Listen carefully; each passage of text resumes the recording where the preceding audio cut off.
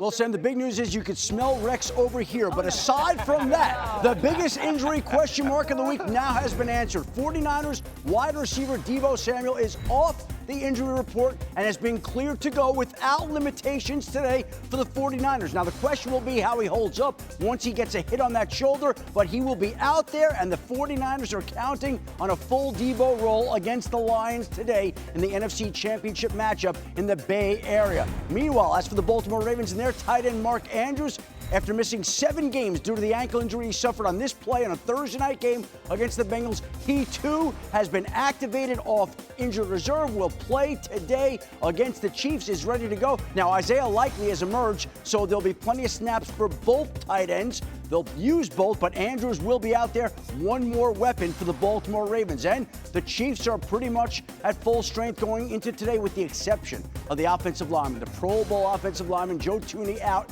He'll be replaced by Nick Allegretti. Everybody else ready to go, ready to play today. You see the full injury report. Hey, it's Conference Championship Sunday. No one's missing today if you could play, and Joe Thuney has the torn pec. That keeps him out of the game today. And meanwhile, the Detroit Lions are attempting to do something that they haven't done since 1957, which happens to be the last time that they won a road playoff game. 0-11 on the road since then, but the last time they won on the road was in San Francisco against the 49ers. 49ers quarterback Wyatt Tittle threw a touchdown, but the Lions quarterback Tobin Rote threw a touchdown. The running back Tom Tracy with a long touchdown run. The Lions advanced, and since 1957, what was that, 43, 60?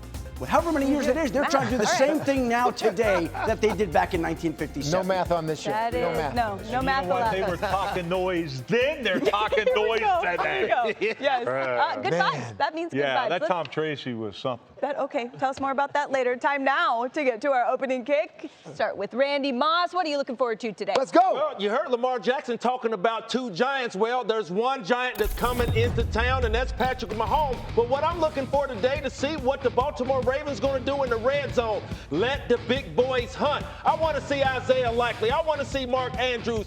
One thing Adam Schefter talked about, this man has been out 7 weeks nursing that ankle. Well, I don't expect the Baltimore Ravens to have this man stopped a lot. So that means corner routes, crossing routes, middle reads is going down in Baltimore. I cannot wait to see it. Let's keep it with the tight ends, Moss, because I'll go to the other side and Travis Kelce, who's on the verge of passing Jerry Rice in playoff receptions. You know what that means?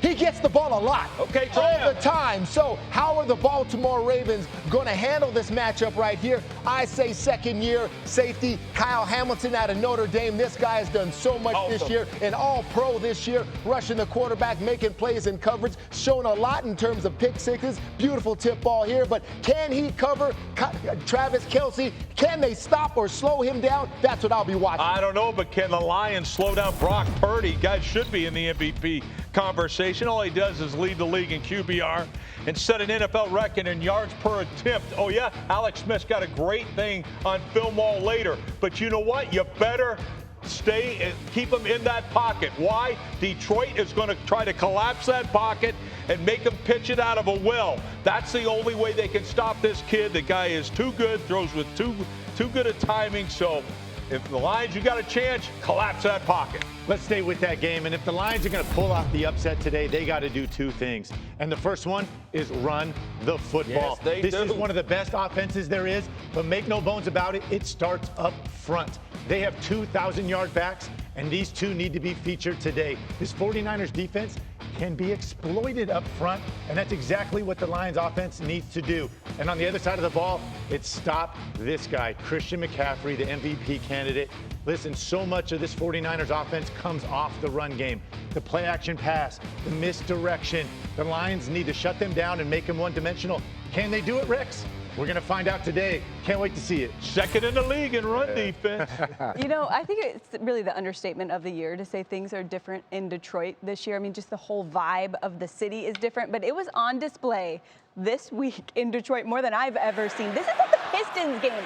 Okay, chanting Jared Goff's name, the guy that LA didn't want anymore, even though he got him to a Super Bowl. Then at the Red Wings game, same thing, chanting Jared Goff. And from my information, I don't think he was at all these games because he would have had a very busy week. Michigan's men's hockey game, same thing. This one's my personal favorite. A high school cheerleading competition. They're chanting Jared Goff. If you're wondering why this guy seems so comfortable and so confident, I imagine it has something to do with the belief that he has received from the fans there in Detroit. It's been really special.